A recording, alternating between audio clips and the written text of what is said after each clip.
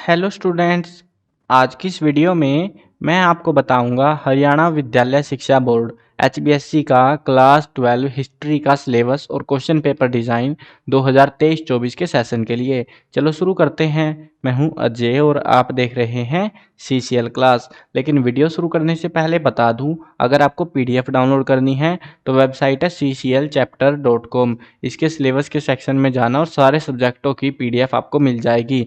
और अगर आपको सारी वीडियोज़ ही देखनी है, डिस्क्रिप्शन में प्लेलिस्ट का लिंक है, वहाँ से देख लेना। अब शुरू करते हैं हिस्ट्री के टॉपिक को। सारे डाउट आपके क्लैरिफाई कर दूंगा जो जो डाउट्स हैं। अब देखो, पहले तो इन्होंने हमको क्लैरिफाई किया है कि आपका जो है एक एनुअल एग्जाम होगा, एक ही एग्जाम होगा फाइनल में मार्च 2024 के आसपास। और बीच में भी पेपर होते हैं, सेट एग्जाम वगैरह, pre board, half yearly exam होंगे आपके, जो कि हर एक एग्जाम सिर्फ 2 मार्क्स का रहेगा। यानी कि जो असेसमेंट लगते हैं ना 20 नंबर की, उस असेसमेंट में ही उनके नंबर जुड़ते हैं और वो 2 नंबर का हर एक एग्जाम आपका रहता है, चाहे वो बड़ा एग्जाम हो। अब 2 नंबर का पेपर नहीं आता, कहीं तुम सोचो पेपर भी 2 नंबर का आएगा, यूटी या फिर हाफ ईयरली एग्जाम 2 नंबर का आएगा। नहीं, पेपर 2 नंबर का नहीं आता, पेपर बड़ा ही आता है, लेकिन उसको परसेंटेज के हिसाब से डाउनग्रेड किया जाता है। और उस हिसाब से अगर आपके नंबर कम है तो उस हिसाब से आपके नंबर भी घट जाते हैं। अब वार्षिक परीक्षा जो होगी, फाइनल एग्जाम जो होगा, वो 80 नंबर का होगा आपका, 20 नंबर असेसमेंट के लगेंगे। अब जो असेसमेंट है, इंटरनल असेसमेंट, उसमें 2 सेट एग्जाम होंगे, यानी यूटी एग्जाम होंगे। पहले यूटी बुलाते थे, आजकल सेट एग्जाम बुलाने लग गए। 4 अंक के वो हो गए। 2 अंक का एक हाफ ईयरली एग्जाम होगा, 2 अंक का प्री बोर्ड होगा। अब ये जो हाफ ईयरली एग्जाम है ये सितंबर में होगा, प्री बोर्ड फरवरी के आसपास होता है। 2 अंकों के लिए आपका जो है CRP, क्लासरूम पार्टिसिपेशन, यानी बेसिकली टीचर्स को ही देने अपनी मर्जी से। 5 अंकों के लिए आपको जो है प्रोजेक्ट फाइल वगैरह देगा टीचर कुछ बनाने को, उसके बेसिस पे लगेंगे।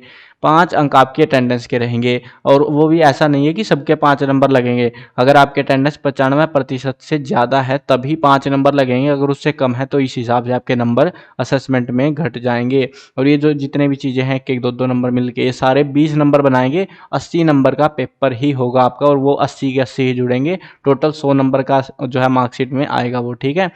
अब यहाँ पे देखो पाठ्यक्रम संरचना, यानी कि कौन कौन से चैप्टर्स हैं। चैप्टर्स के नाम जरूर ध्यान रख लेना, क्योंकि चैप्टर्स हटा दिए गए हैं कुछ बीच में से, और इन चैप्टर्स को मार्क कर लो आप, ठीक है। हिंदी मीडियम वालों के लिए है भी ये, इंग्लिश मीडियम वालों का भी दिखा दूंगा मैं सारी चीज़ें। अब यहाँ पे इन्होंने जो है ना साथ में हमको अंक भी दे रखे हैं कि कौन सा चैप्टर कितने नंबर का आएगा।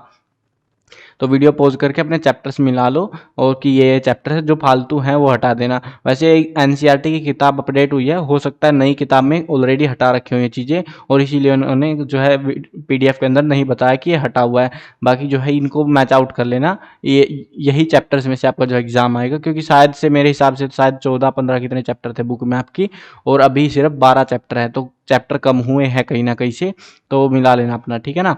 अब आगे बढ़ते हैं। मैप वर्क आएगा, मानचित्र कार्य, 5 नंबर का मैप आएगा आपका इतिहास के अंदर।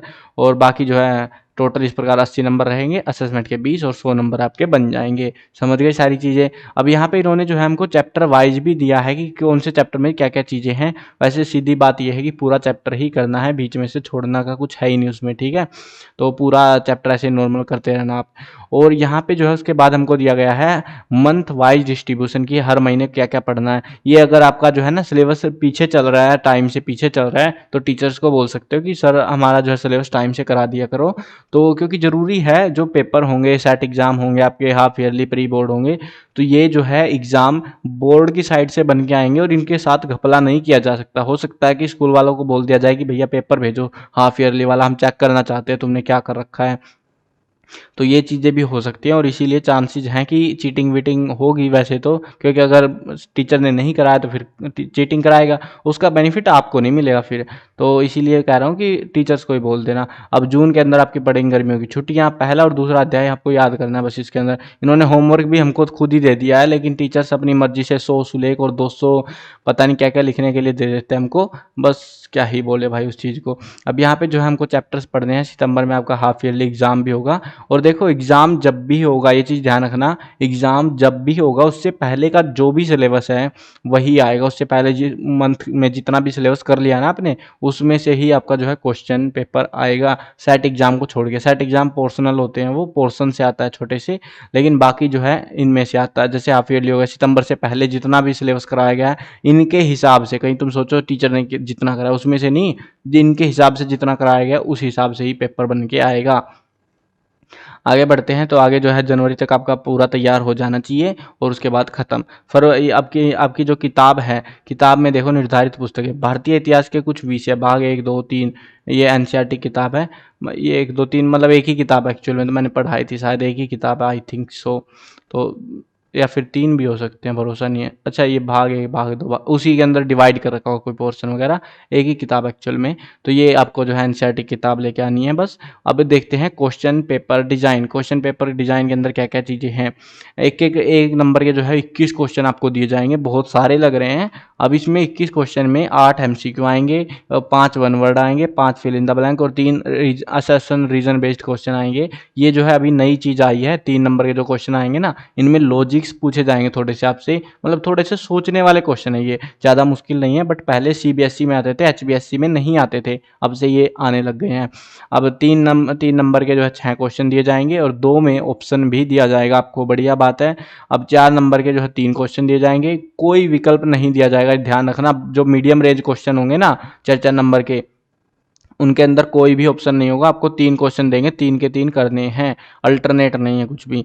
अब निबंधात्मक बड़े क्वेश्चन होंगे जो कि 8 नंबर के क्वेश्चन होंगे, 3 क्वेश्चन दिए जाएंगे और ये जो है आपको इन सभी प्रश्नों में विकल्प दिए जाएंगे, क्योंकि भाई इतने भारी क्वेश्चन होते हैं, ये चैप्टर का कंक्लूजन सा भरना होता है इनमें। तो मैप वर्क जो है में कोई विकल्प नहीं दिया जाएगा, मैप आएगा जो वही भरना आपको, तो इस चीज़ का तुम ध्यान रखना।